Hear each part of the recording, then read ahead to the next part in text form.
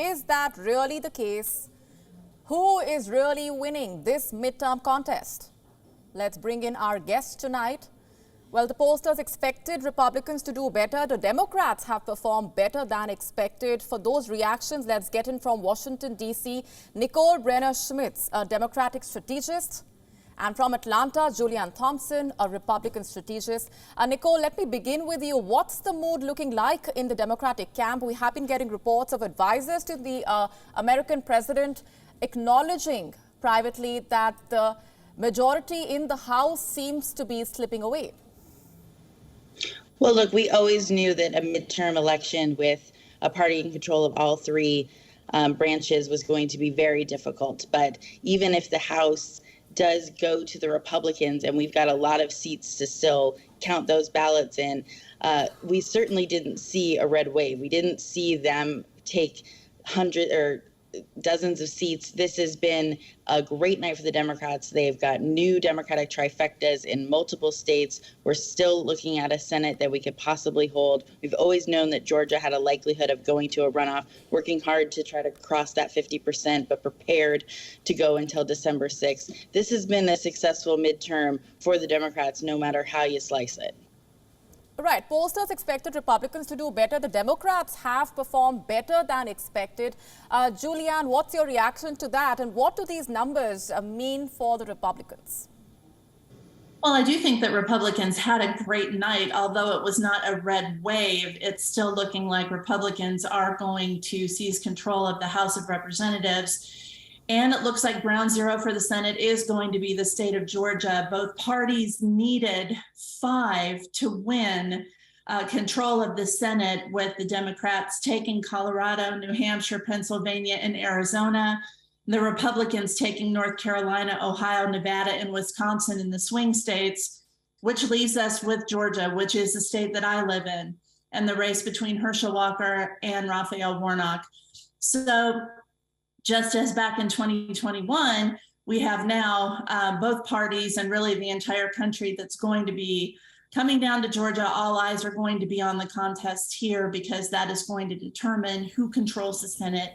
So although it was not a red wave, I think it's a stretch to say it was a great night for Democrats. I don't think it was a great night for them. I think it was a good night for Republicans, but as the other guest stated, there was certainly not a red wave, although there was here in Georgia, with us winning all of our statewide elected seats and Governor Kemp winning re-election over Stacey Abrams by a huge margin. Back in 2018, he won by around 55,000 votes, and this year he won by almost 400,000 votes. So I think that the people of Georgia have spoken loud and clear, and I think that the momentum is on the side of the Republicans going into the runoff for Senate. Nicole, the introspection will soon begin in both camps. What would you say, as of now, has worked in favor of Joe Biden, and what, according to you, seems to have not worked in his favor?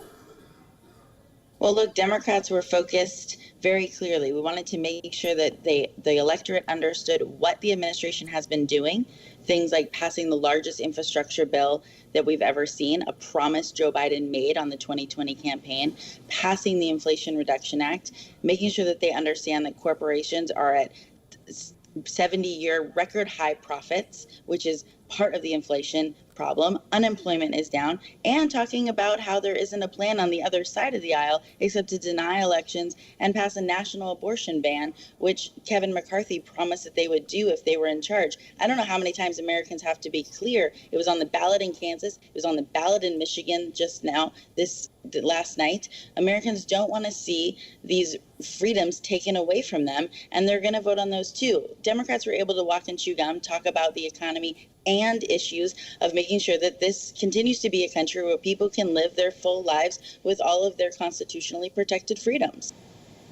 Right, Julianne, I'm going to let you respond to that. And let me also ask you, the Republican camp, how does it plan to capitalize on the gains, also learn from the losses that will unfold over the next few hours? And do they serve as a boost for Donald Trump to announce a 2024 run? Well, first, let me address the messaging issue. You need look no further than to award-winning, campaign-winning Democratic legend strategist James Carville, who was on MSNBC last night and talked about the fact that he felt that the reason that the election was not going well for Democrats, especially when it comes to the House of Representatives, is because of poor messaging, is because of the fact that they were talking about issues that do not pertain to conversations that happen around the American kitchen table, those kitchen table issues like the economy, like inflation, like the cost of gas, like being able to afford to buy a home with rising interest rates, that people cannot afford the same lifestyle that they had before. So James Carville was talking about that last night, and he was saying that Democrats, if they do not change their message, they're on a trajectory to continue to lose. And he actually pointed to people like Shapiro and Ryan as people who Democrats should be looking to when it comes to messaging, because they did focus their campaigns on the economy. And he feels that that's a winning message and that that's something the Democrats are missing out on when they're talking about abortion and they're talking about climate change in an era when people can't afford to fill their car with gas. So when it comes to messaging, I believe Republicans won the night. When it comes to, you ask a question about Donald Trump seizing the moment. Look, you can look at last night many different ways. But one way that I look at last night, and many Republicans are looking at last night, is that the future of the we've seen the future of the Republican Party. And quite frankly, I think that the future of the Republicans' initials begin with RD. Ron DeSantis had a fantastic night last night.